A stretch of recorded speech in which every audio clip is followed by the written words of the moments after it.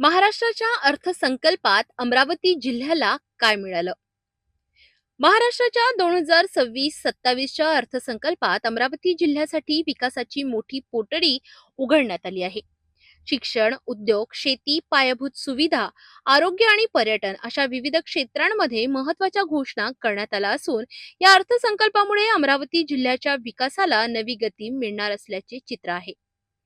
शिक्षण क्षेत्रात मोठी घोषणा. अमरावतीमध्ये शिक्षण महर्षी डॉक्टर पंजाबराव देशमुख शैक्षणिक संकुल उभारण्याची घोषणा करण्यात आली आहे.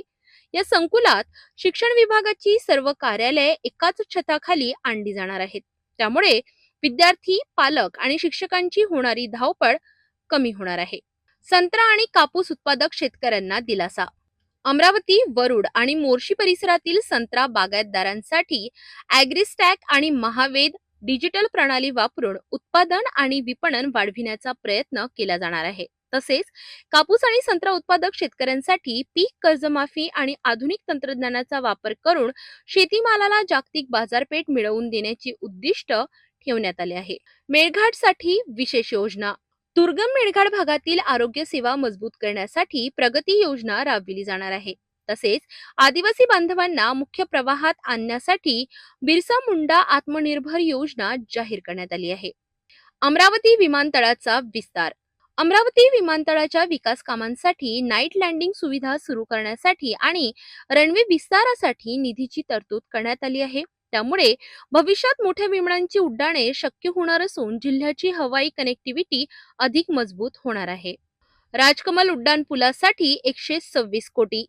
शहरातील दीर्घकाळ प्रलंबित असलेल्या राजकमल रेल्वे उड्डाणपुलाच्या नवीन बांधकामासाठी 126 कोटी रुपयांची तरतूद करण्यात आली आहे. या निर्णयामुळे शहरातील वाहतूक कोंडींचा प्रश्न मोठ्या प्रमाणात सुटण्याची अपेक्षा आहे. धार्मिक पर्यटनाला चालना. अमरावतीतील हनुमानगढी तीर्थक्षेत्राच्या विकासासाठी 265 कोटी रुपयांचा निधी जाहीर करण्यात आला आहे. तसेच संत गाडगेबाबा यांच्या जन्मभूमी, कर्मभूमी आणि समाधी स्थळाचा समावेश असलेल्या तीर्थक्षेत्र विकास आराखडा तयार करण्यात येणार आहे. उद्योग आणि रोजगार संधी. अमरावती जिल्ह्यात सूक्ष्म व लघु उद्योग केंद्रे उभारण्याचा निर्णय घेण्यात आला आहे. तसेच प्रधानमंत्री मित्र पार्क आणि औद्योगिक गुंतवणूक प्रकल्पांमुळे जिल्ह्यात हजारो रोजगार संधी निर्माण होण्याची अपेक्षा आहे. रस्ते आणि पायाभूत सुविधा. आशियाई विकास बँकेच्या मदतीने 4500 कोटी रुपयांच्या कार्यक्रमाअंतर्गत जिल्ह्यात कॉन्क्रीट रस्त्यांचे जाळे उभारले जाणार आहे. मुख्यमंत्री ग्राम सडक योजनेच्या 3ऱ्या टप्प्यात ग्रामीण भागातील वाड्या वस्त्या 12माही रस्त्यांनी जोडल्या जाणार आहेत.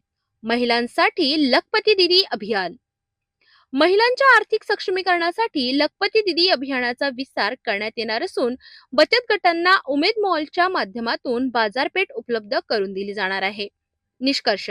एकूणच महाराष्ट्राच्या 2026-2027च्या अर्थसंकल्पात अमरावती जिल्ह्यासाठी शिक्षण, शेती, उद्योग, पर्यटन आणि पायाभूत सुविधांवर भर देत विकासाचा व्यापक आराखडा मांडण्यात आला आहे.